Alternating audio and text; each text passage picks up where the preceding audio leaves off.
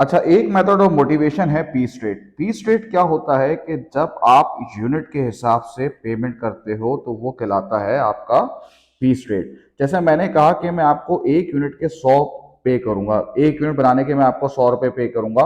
आपने 5 यूनिट बनाया तो मैं आपको 500 रुपये पे कर रहा हूं। ये जो तरीका है पे करने का, that would be called P straight. अब इसके फायदे नुकसान हम देख लेते हैं।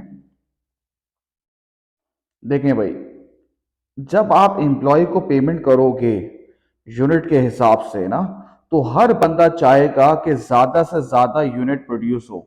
अगर आपको पे मिल रही है कि जितने भी यूनिट्स आप बनाएंगे आपको उसके हिसाब से पेमेंट मिलेगी, तो आप क्या करोगे, आप ज्यादा से ज्यादा यूनिट प्रोड्यूस करोगे, जिसकी वजह से आपकी प्रोडक्टिविटी ऑर्गेनाइजेशन की बढ़ जाएगी और आप लार्ज ऑर्डर फुलफिल कर सकते हैं।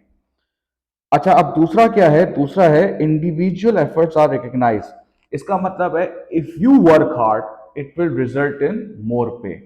ठीक है ना, अगर एक बंदा मेहनत से काम करेगा, ज्यादा यूनिट प्रोड्यूस करेगा, तो इसका मतलब क्या है, वो ज्यादा अर्न कर सकता है। देखो, ये एरिया होना चाहिए जॉब में कि if I work hard will it result in more pay और नॉट। यहां पर क्या है कि अगर मैं ज्यादा काम करूंगा, मैं अगर मेहनत से काम करूंगा, तो मैं ज्यादा यूनिट प्रोड्यूस कर सकता हूं।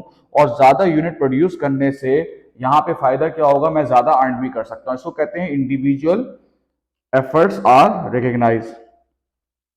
अच्छा, उसके बाद क्या है, lead to following quality and safety level. देखो, अब एक बात याद रखो, इसमें क्या है कि हर एक बंदा जो है वो चाहेगा कि जल्द से जल्द बना दे, जल्द से जल्द यूनिट बना दे।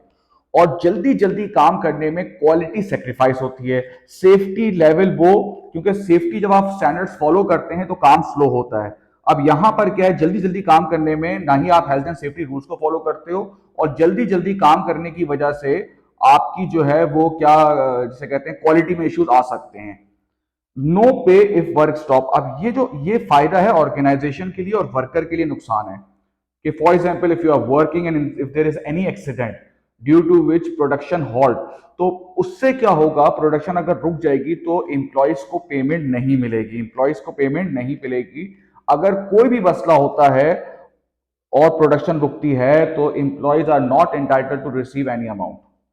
अच्छा, फिर क्या है, workers with only want to achieve a certain target pay produce beyond a certain level. भाई, अब ये अक्सर इसको कह सकते हैं, जो ही नहीं हर बंदे में हो, लेकिन ये अक्सर हो जाता है कि भाई मैंने कहा कि मुझे जो है वो 500 रुपये पर डे का कमाने, मैंने 5 यूनिट शुरू के 3 घंटे में बना लिया, अब मैं रिलैक्स कर रहा हूँ, अब मैं ज्यादा काम नहीं कर रहा। ठीक है ना, मैंने कहा भाई हमें एक सर्टेन पेमेंट चाहिए वर्क करने का, उससे ज्यादा हम हार्ड वर्क वो कर ही नहीं रहा। ठीक है, ये हो सकता है। अच्छा, worker reluctant to change if it result in loss of pay. देखो, अब ऑर्गेनाइजेशन ने बोला कि हम न्यू मेथड इंप्लीमेंट कर रहे हैं। ठीक है ना, अब न्यू मेथड इंप्लीमेंट करने से क्या हो रहा है कि वर्कर को नजर आ रहा है कि वो जो प्रोडक्शन है वो स्लो करेंगे। अब वर्कर सिर्फ एक नजर देख रहा है कि इसकी वजह से मेरी पे बढ़ रही है या कम हो रही है। अगर उसको ऐसा लगेगा कि इस न्यू मेथड की वजह से मेरी पे कम हो रही है, तो वो इस चीज को ज्यादा रेडिली जल्दी एक्सेप्ट नहीं करेगा। ऑल्दो वो ऑर्गेनाइजेशन के लिए फायदे है कि भाई आपका ऑब्वियसली बात है, अगर कंपेटिटर नए मेथड पे ले आए और आप नहीं लेकर आए, तो ऑब्वियसली सी बात है आपका प्रोडक्ट ज्यादा नहीं बिकेगा, कंपेटिटर का बिकेगा और आप एक कंपटीशन से आउट हो जाओगे। तो उसने कहा कि अगर आप कोई नया मेथड लेकर आते हो और वर्कर को ऐसा लगता है कि इसकी वजह से मेरी पेमेंट कम हो सकती है, तो वो उसको रिलक्टेंट फील करेगा कि यार मुझे काम करना चाहिए या नहीं करना चाहिए। ठीक है।